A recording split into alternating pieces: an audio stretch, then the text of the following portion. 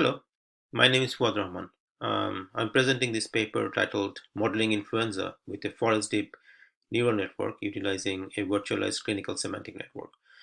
This work is done as part of the work that we do at Goldbat Systems, and we are into AI and machine learning to look at healthcare data. So let's take a look at um, what we're planning to do today. So I'm going to initiate this conversation with talking about a bigger picture, and then we're going to talk about a little bit about disease modeling, and then we specify a specific target that we chose, which is modeling influenza, and then we talk about the fDNN, the forest deep neural network, and then we look at some performances and have some discussions and conclusions. So let's look at the bigger picture. What does this data modeling really means and disease modeling really means? In case of healthcare, it's well known that it's a data rich system but information poor system, meaning that there's a lot of data available, but without a proper context the data doesn't really mean a lot. This is a well known pyramid, as we all know, and data becomes information and information becomes knowledge only if a proper context is given and um, proper contextualization, synthesization, and learning is actually done. Eventually, we go into wisdom, which is in the decision making level, but that's obviously down the road. So our main issue is that in healthcare system is that mapping data to the sources is not a one-to-one problem. It's a many-to-many problem. So we have different categories and different sources, and this mapping is not necessarily very well defined. So one way of looking at this is that as we go into the so-called go up the pyramid, the human effort goes down, and the machine does better and better. But that can only happen if we have some sort of a semantic curation that's happening in the background. So what do I really mean by semantic curation? And that's what is actually the crux of this paper. So let's look at primary focus today, which is disease modeling, and I'm going to come back to the semantic question. Uh, in general, there are two ways of doing the disease modeling. A mathematical disease modeling is pure maths. There's no understanding of what we're really looking at. It's completely data-driven approach, right? And then there is a more sophisticated clinical disease modeling, which is basically trying to understand, how these two things are, how a specific disease is related to specific symptoms and other things. Uh, what we are trying to do here today is marry these two, because we believe that that's actually is a better solution than uh, than doing just one or the other. So let's be a little bit more specific. What we're talking about here? We're talking about prediction of influenza and modeling it. And when we say modeling it, we are basically trying to understand if we can predict if a specific patient can have influenza in the next 6 months or so, right? So it's basically predicting the onset of it. We're not looking at the severity of it yet. We're not looking at background or anything else, and this decision or prediction is based solely on the healthcare data available on that person. So what we looked at is obviously influenza, as we talked about, and influenza is obviously happens every day, and it's very common, but it is actually a big drain on our healthcare systems. It's every year 226,000 influenza happens, and like millions of outpatient visits. So it's a very serious issue.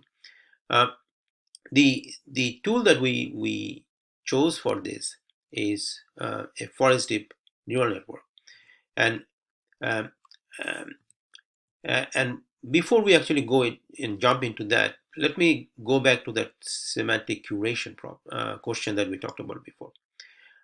We have used, in order to understand the relationship of the disease with the symptoms and other healthcare data, we used a network called clinical semantic network. Now, what is a clinical semantic network? It's basically two different data sets, um, and these data sets are basically semantic networks. One is focused on diseases, the other one is focused on common values. So, what we commonly refer to as findings. So we call them D numbers and F numbers, disease numbers and findings numbers. So findings and observations are basically abnormal observations or of what's going on. I mean, somebody sweating, for example, right? And then obviously there are variations of that. So this clinical semantic network has been human curated for the last 14 years, and based on a set of um, subject matter experts who have actually created all these mappings between the diseases and the findings. And we have actually taken this and virtualized this. So what we basically did was we basically created an AI model that can predict the relationships between these items, so that we don't have to do a query that we actually have to know beforehand, right? Um, so once we have done that, that really has helped us create a platform then that we can use for other things such as modeling. So if you look at the overall workflow, there is data is coming in different formats, in textual format, in some other numerical and non-numerical format.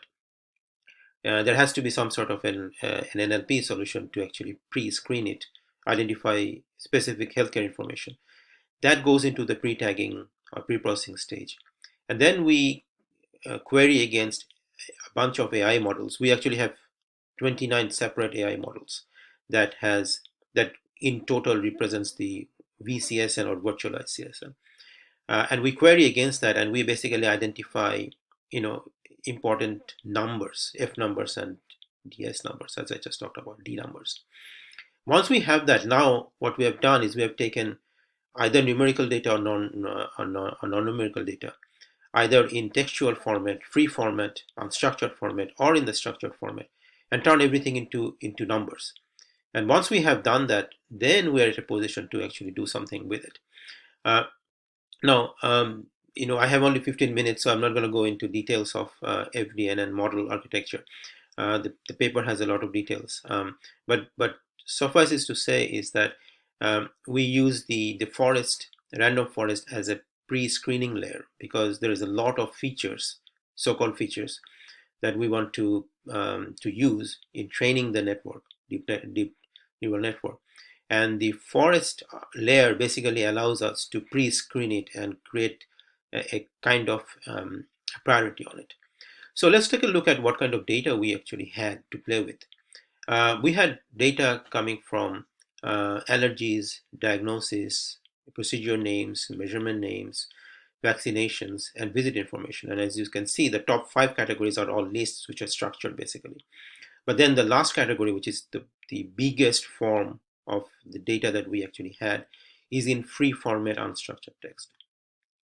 Now, in terms of the model configuration, I mean, because the data is in different formats, we chose different combinations of these data sources, and we trained different models. And we're going to take a look at what kind of data that results in what kind of models. That's basically to say that we have a lot of different types of models. We just didn't try a single model. And and I'm not going to go into again the detail of the fDNN architecture, because the paper has a lot of details into it. But this slide basically tells you the different layers of this network. And this particular slide text talks about the size of the network and the complexity of it. Now let me jump straight to performances. What actually we did get out of it. We did our cohort was about 3,100 patients. It's not bad, and we actually balanced it out as positive and negative samples. And the training and testing ratio is 85% to 15%, meaning that the testing or the evaluation results that we're going to present today are all done on unseen samples, meaning that this is not evaluation results on the model itself. It's actually running it on real data afterwards. It's completely unseen data. This slide gives us, details about all these different models that we looked at. So, for example, when we say allergy model, which means that this particular model was trained only on allergy data, nothing else. If, on the other hand, we're looking at all structured data, then it's all the structured data. The five different types of structured data we looked at. So there's a lot of variations of it, and we tried all of them to see which one has better representations. We also did something else. We also tried to represent the textual data in terms of either bag of words or TF-IDF encodings, because as you know, they encode the data differently. Uh, so once we have actually done that, as you can see here, that uh, the the different models behave differently, of course, and that is expected, right? But if you look at the quality of the training accuracy and validation, they're fairly structured. Um, let's take a look at one of those best performing ones, which is F numbers and structured data. So we take all the structured data and we take all the findings, and as you can see, we get really high accuracies in the high 90s. And then obviously we deal with the count vectorization, similar results. I'm going to skip through the other results. I mean, for comparative purposes, we also show some of the really bad ones. Allergy happens to be one of the worst ones because there's probably not enough data to model it. Uh, Another thing of interest is the training times for the different type of models. As you can see, the visit data, which is textual data, takes the most time, which is again expected. And as you can see here, all the other different variations are also shown here. Um, so let me switch to some discussion and conclusion here. We looked at uh, real numbers, real patients. We looked at their structured data and their unstructured data, and then we tried to find out if we can actually model it. And our experiments have shown that these models are really good. I mean, but the best performance is getting out of the hybrid models, which means it's looking at the structured and structured data at the same time. It's also seen that the so-called F numbers and DS numbers, such as nursing notes, notes left by the nurses or the notes left by the doctors. When we combine that with the structured information, that has it's really helped, and that really tells us that so-called the virtualization of the CSN, clinical semantic network (VCSN), has actually worked in mapping this, because the entire the tagging system is based on top of that. Um, the other thing that we probably want to talk about is that we did have about 1,500 patients to train from, but that is by no measure is a big system, right? So we don't think that's a very big data, a big size of data, and the fact that we were able to actually model this is really encouraging. So, in conclusion, um, we presented a forest deep neural network, and we have shown how we can use this to model influenza. We have shown how this network can be successfully used for a difficult problem, such as modeling a particular disease. As we all know, it's not a simple thing to do. Um, and uh, we also have shown that the feature space sparseness, because there's so much data and so many parameters. I mean, by the way, we used about 30,000 parameters, so there's a lot of parameters. So that you know using the deep neural network for that was a very good choice. But the random forest stage to kind of pre-classify these parameters was very useful. Um, and the data that ultimately we use are from real patients.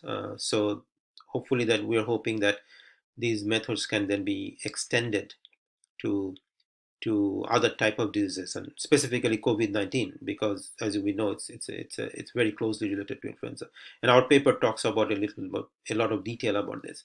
I would like to actually say that we now are working on COVID patients. We're basically retraining our models, and we're hoping that in some future presentations we can talk about and share that data. Thank you so much for your attention today, and I am live here, so I should be able to answer if you have any questions. Thank you so much.